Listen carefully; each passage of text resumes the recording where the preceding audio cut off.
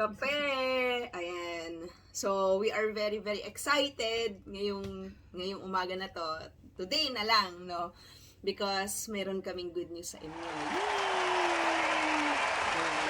So, actually, recently, nakapag-decide kami na magbukas. Kasi ang bilis ng pangyayari. So, hindi din namin alam na magkakaroon tayo ng panibagong business. Aside doon sa online business natin kung saan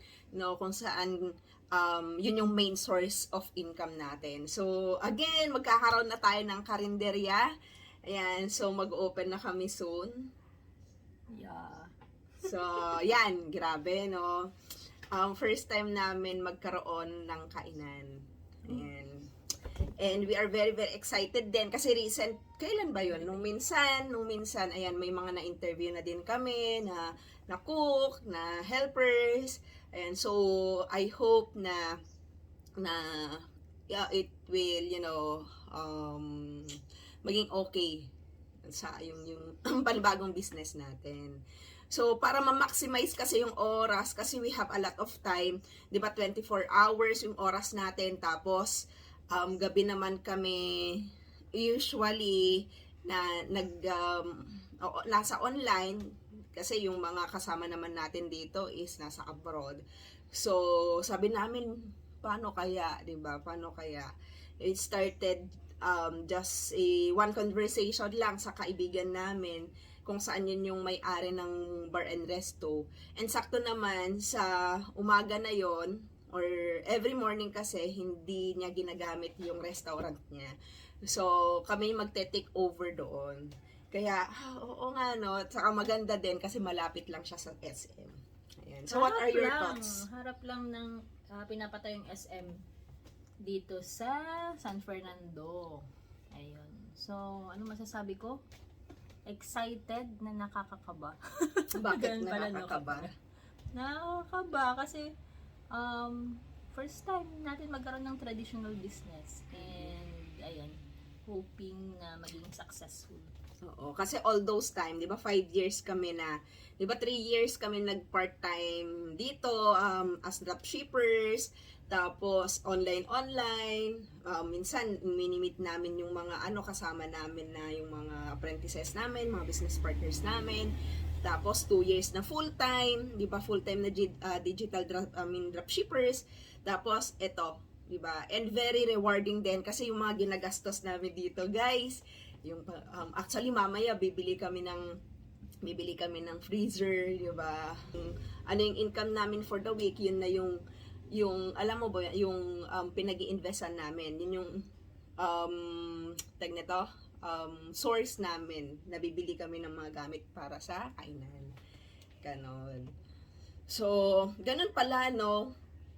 Hindi mo kasi malalaman. For example, 'di ba, sabi ko nga sa inyo, in just one conversation lang, binisita lang namin yung kaibigan namin, 'di ba, doon sa restaurant niya, doon sa bar and resto niya. Tapos all of a sudden may conversation, na-share lang siya, 'di ba? And boom, parang maganda yung opportunity na yun, and then boom, 'di ba? In just parang 2 weeks, 3 weeks ago, no? Yeah, 3 weeks ago, 'di ba? So, ayun, ang lesson namin dito is that hindi mo ma-expect kung anong mangyayari in a month, in 2 months, in 6 months, in 1 month. 'Di ba? So, as in, wala talaga kaming plan, wala talagang idea. Kahapon nga, nagtingin kami ng chest freezer, hindi naman namin, 'di ba, hindi pumunta sa isip namin, 'di ba, na makakabili pala kami ng ganon, 'di ba? So, totoo pala yung sinasabi nila na if somebody offers you an amazing opportunity but you are not sure you can do it, say yes, then learn how to do it later. Diba? And thankfully kasi yung syempre first time namin magpatayo ng karinderya.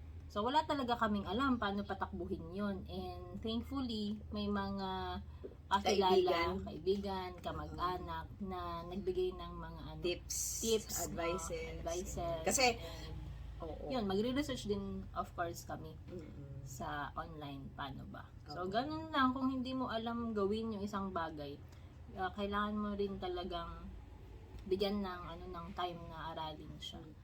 So ayun, excited no for the near future kasi grabe ang ganda ng location, guys. Oo. Tsaka grabe din yung support ng family. Oo. Di ba nung sinabi namin na ganito, oo, ganito. Ha! Gulat silang Excite- lahat. Oo, excited din sila, ganyan. So, tumutulong din sila sa, sa paghahanap, ganyan. And, ayun. Ano pa ba? Oo. Kasi nung nag full time kami, nagsabi rin kami na magpo full time na sa dropshipping. Very supportive sila, walang walang objection. And sobrang thankful kami sa family namin. Kasi ang dami na nilang pwedeng i-suggest sa mga customers, ayun. So, syempre, para din naman kasi sa kanila to, no, na dito, gusto rin namin makapag-give back more, di ba? If you have a lot of resources, if you have a lot of money, madami ka din talagang pwedeng tulungan, no? Hindi lang yung sarili mo. So, yun din yung isang purpose namin dito. No, to help more people, di ba? O, di ba? Nakaland ng, for example, sa amin, 3 yung employees na namin. So, imagine, 4 na. 4 na. For example, no, imagine, nung nakausap namin sila, nawalan ng trabaho yung isa, naghahanap pa ng isa pang side hustle yung isa. And yun din. So, sabi ko, wow, di ba? We are a blessing to people Everyone. din Oo. with this opportunity. There is a reason din, di ba? Before kasi, syempre, tao lang din naman tayo, may mga pinagdadaanan tayo sa buhay, may mga seasons tayo sa buhay. So before kasi nangyari 'yon, 'di ba? May mga bagay-bagay na mga issues ganyan, and grabe, as in. Siguro iniisip nga namin how blessed we are, bakit tayo na blessed na ganito kabilis. Sobra yung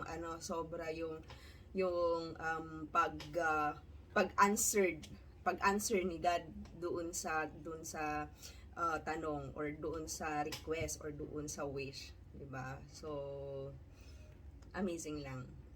Ayun. Ano pa ba?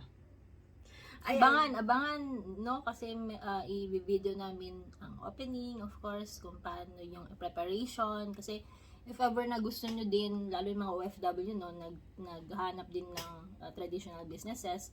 And ang dami ko din naririnig na gusto ng ganito, karinderya, ganon. So, we will be uploading videos. Ano yung paano mga kami experience nag-prepare, natin, ganun, no? na paano namin pinut up yung yung lahat. Kasi it's new sa amin di ba? First time.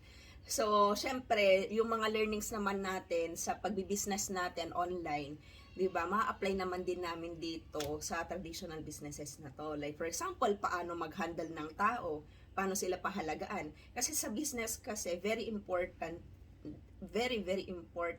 din na alam mo paano hawakan yung tao mo.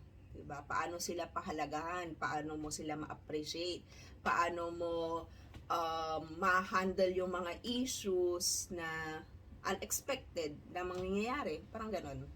So, I guess, no, at some point, doon sa business, ngayon dito sa kainan, ma-apply naman natin lahat ng mga learnings natin. And we are very grateful, beyond grateful talaga, na because of this dropshipping business, na-apply na namin lahat ng mga knowledge namin, no?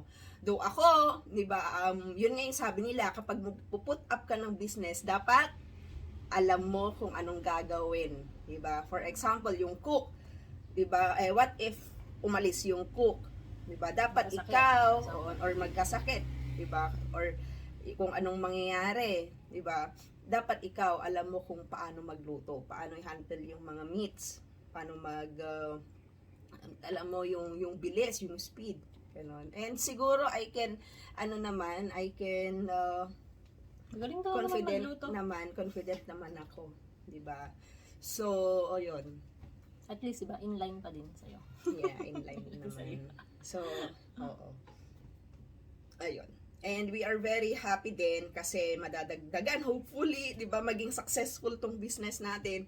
Kasi, syempre, hindi mo naman iisipin, ay, baka malugi. Kapag kasi mag-ano ka ng business, hindi mo isipin na, ay, yung ikakalugi mo, hala, baka malugi, Baka walang kakain. tao, hindi. Pero, yung, tag nito, yung, maiisip mo is, dapat excited ka, di ba na, ay, alam ko, maraming kakain, masarap yung ulam ko, masarap yung luto ko, O diba? ano pa yung ways para magkaroon ka ng more customers. Ang dami na naming actually naiisip, which is yun naman ang parang na-apply namin from our dropshipping business, yung mga strategies kasi business, di ba?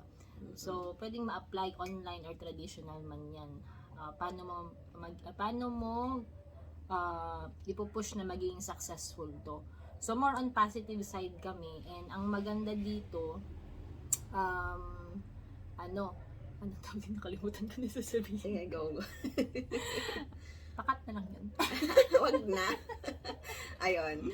So, siguro, Lalahin ko muna. okay. So, di ba, ang ganda ng stepping stone kasi yun eh. Di ba? So, it applies in every businesses. Oh, mayroon ka nang sasabihin. Ayun, so Baka na-apply makalimutan din mo. namin yung parang pag-iisip ng yung vision namin sa business namin na traditional, na alam mo yun, gusto ko na, pwede bang i-share yung vision natin. So aside from having, di ba, yung karinderya sa harap ng SM, binivision din namin na magkaroon kami ng pwesto sa mismong SM na, di ba, expansion na pala, hindi pa nakaka-start. So ganon pag magbi-business ka, dapat may vision ka din. May para vision sa ka business na mo, agad. para sa sarili. Ganon. And siguro, lastly, yung pwede din namin ma-share is that, alam mo yun, natatakot kami na mawalan ng pera.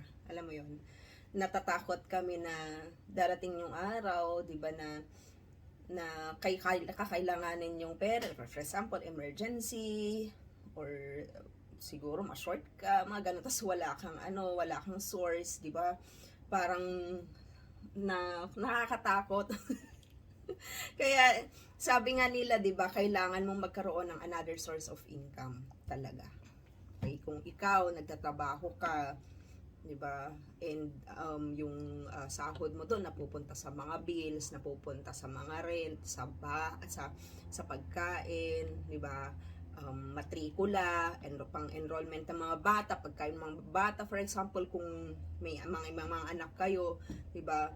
So, mas maganda kapag may another source of income ka, doon ka kukuha ng pang-save mo. As much as possible, kailangan mong mag-save. So, ako kasi is that, na-learn ko lang talaga, na open talaga yung mind ko just recently, diba, na kailangan mong magtabi. Kailangan mong i-manage yung pera na dumadating sa'yo. Kaya, ito kasi masyadong ganun, manage na talaga. Pero, ako naman, working it na. Okay.